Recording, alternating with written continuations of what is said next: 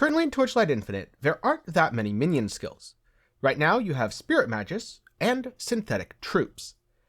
Today, I'm going to be talking about the two types of synthetic troop that exist, Machine Guards and Spider Tank, along with why you might use one or the other, or maybe a little bit more broadly, what they're both good at and what they're both not good at. Summon Machine Guards gives you large golems who punch things and deal area damage. They're very good for getting into the face of enemies, but aren't necessarily the best for dealing with things from range. Summon Spider Tanks, on the other hand, are the opposite. They don't get caught up in needing to get into melee range.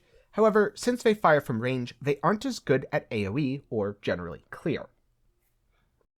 Now, there are a few exceptions to this rule. But if you want a really easy way to remember, how do I scale minions?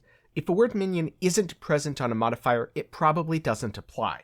Or at the very least, it doesn't apply unless you have another item or effect that says it does. So let's start talking about some of the differences between Summon Spider Tank and Summon Machine Guard. First off, the Machine Guards. Because they're big melee golems, they scale off of attack and melee modifiers, which means that Fearless is an aura which will scale their damage, and Steamroll is a very good support. In terms of their mechanics, they have a charge attack and an AoE attack. This makes them both very mobile and also good at mapping. Not that that means they can't boss.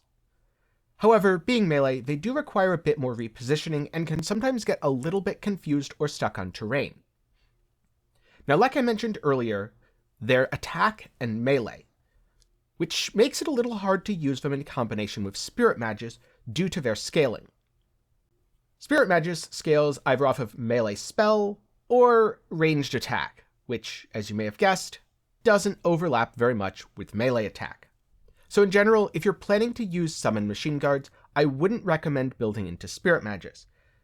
This means your tree might look something like God of Machines, Machinist, and of course, Warlock.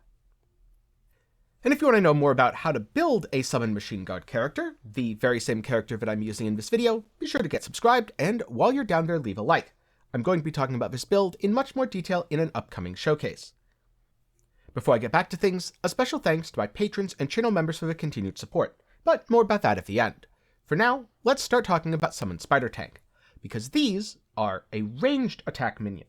In other words, they'll scale off of a support like wind projectiles, and they scale off of auras like precise projectiles. Due to being ranged, Spider Tanks are quite good at killing single targets and sticking to bosses even if a boss moves around. And as a result, they're a little bit worse in general mapping, since you'll need to invest into something like Pierce if you want them to clear as well as a Machine Guard. Being ranged, they're really easy to reposition, so aren't as reliant on your own gameplay. And they scale very well with a Lightning Spirit Magus, as both primarily utilize ranged attack skills. Summon Spider Tank also has one other interesting quirk, which is they scale off of your attack speed.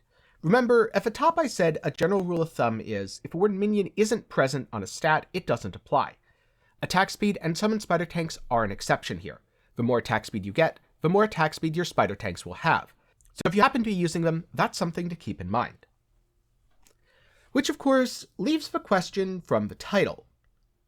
Which is better, Summon Spider Tank or Summon Machine Guard? And at the end of the day, it's honestly less about which minion you play and more about how you choose to scale them, because both minions are plenty good enough for all content that exists in the game. A lot of builds in Torchlight Infinite are less skill reliant and more legendary item reliant.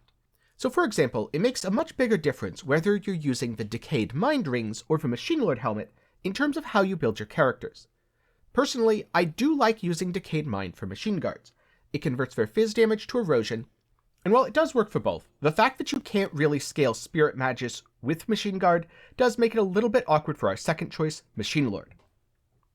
The Machine Lord helmet, on the other hand, gives a lot of phys as extra elemental damage, while also allowing your minions to more efficiently shred enemy elemental resistances.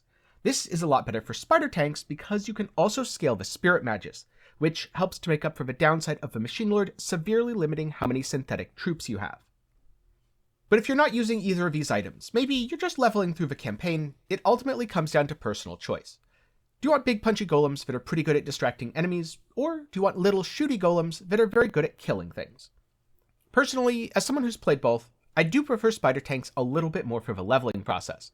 Once I get to mapping, I definitely prefer Machine Guards, and on bosses, Spider Tanks are a lot easier to manage.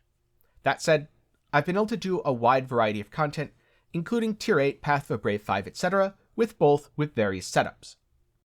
What about you? Have you already played minions in Torchlight Infinite? I'm guessing there's a good chance you have, since it's one of the most popular builds currently. And if so, did you use spider tanks or machine guards? Are you using Decayed Mind, or are you building around Machine Lord?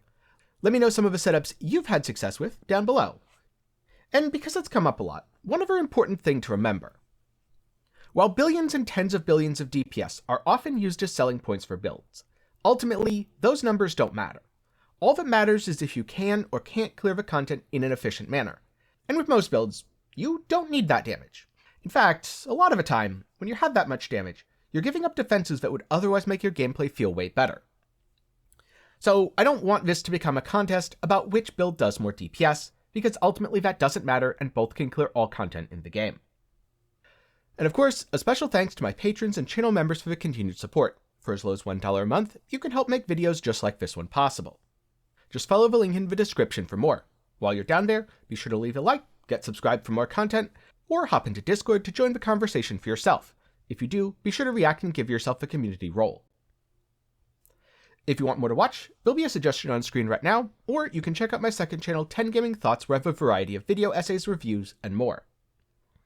But that's all for now, and good luck in your summoning.